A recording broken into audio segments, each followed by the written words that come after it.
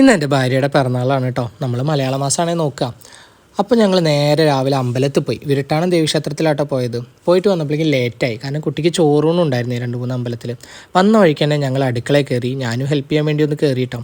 അടുക്കളയിൽ കയറി ഞങ്ങൾ പ്രിപ്പയർ ചെയ്തു. ക്യാരറ്റ് ബീട്രൂട്ട് ഉപ്പേരി ഉണ്ടാക്കി, മത്തങ്ങ ഓലൻ ഉണ്ടാക്കി, അവിയലുണ്ടാക്കി, കിച്ചടി ഉണ്ടാക്കി, പിന്നെ നമ്മുടെ സ്വന്തം സേമിയ പായസം അമ്മയുടെ സ്പെഷ്യലാണ് കേട്ടോ.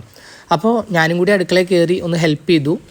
അത് കഴിഞ്ഞ് ഞങ്ങൾ വിളക്കത്ത് വിളമ്പുക എന്നുള്ളത് എത്രത്തോളം എല്ലായിടത്തും ഉണ്ടെന്ന് എനിക്കറിയില്ല കേട്ടോ. നമ്മുടെ ഇവിടെ വിളമ്പണം എന്നൊരിതുണ്ട്, കാരണവന്മാർക്ക് കൊടുക്കുക അല്ലെങ്കിൽ ദൈവങ്ങൾക്ക് കൊടുക്കുക എന്നുള്ളൊരു ഐതിഹ്യമാണ്.